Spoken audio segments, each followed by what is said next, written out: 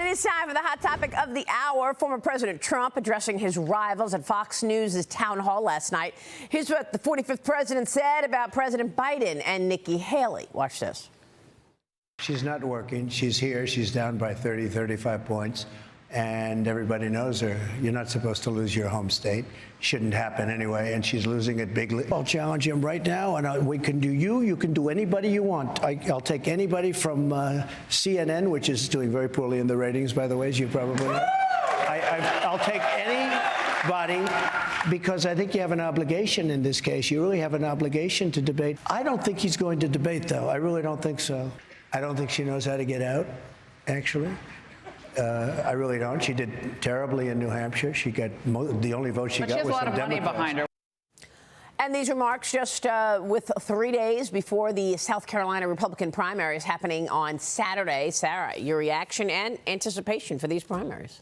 Well, I think that Donald Trump is probably correct that Nikki Haley is looking at a defeat and potentially a substantial one in her home state of South Carolina. I mean, look, there were really only two rationales for Nikki Haley being in the race. One was that she claimed she was more electable against Joe Biden. Polls have actually not shown that. Polls have shown Donald Trump outperforming Joe Biden in swing states. And she had also argued that if this primary became a one-man race, or two-man race between her and Donald Trump, that she would be able to consolidate the non-Trump vote. Neither of those things have panned out. And so really there is no rationale left for her except the unspoken one that she may just be hoping that some of these legal issues take out Trump and she'll be the last man standing. I mean, there was a lot of speculation yesterday because we were thinking, oh, Nikki Haley is going to make a major announcement coming. Right. That announcement was her reiterating that she's not stepping down. She's going to continue on this race, Adam. No, and then she actually almost made it worse, taking some heat for shedding a tear, talking about her husband's service abroad, which, by the way, I'm okay with. I thought that was a very poignant moment. But admittedly, at the moment, Nikki Haley reminds me a little bit of myself when I'm long a losing stock, and I just refuse to sell it because I know I'm going to be right. Is that like Palo Alto this morning, Adam? Yes, that is, yes, touche.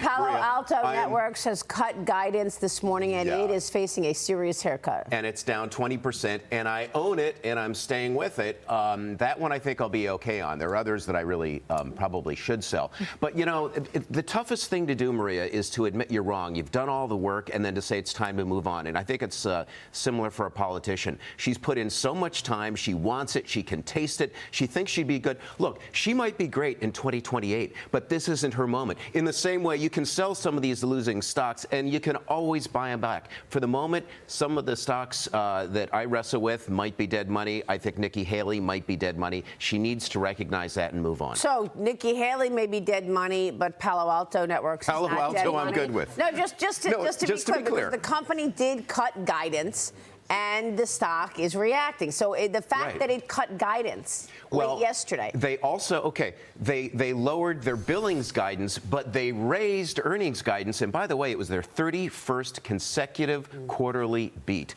So there's a lot still to like there. They're shifting. So you're sticking with it. I'm sticking with it. They're shifting the way they're actually trying to recruit customers onto the platform from just buying individual segments. Well, you are in a good mood despite this decline this morning in one of your holdings. I'm a chatty Cathy. Yeah, 23%. Todd, we're talking about Nikki Haley potentially being dead money is what Adam says. She won't get out of the race. We were waiting yesterday to see what she wanted to say in that press conference. What did she tell us in the press conference? I'm reiterating that I'm not stepping down. Before I give my thoughts, Maria, Sarah, Nikki, great to be with all three of you. But look, you two are a chatty Cathy this morning, aren't you? That press conference, I thought, was a bad look for Nikki because her tone to me seemed a little bit one of desperation. It seemed a little bit one of unhingedness.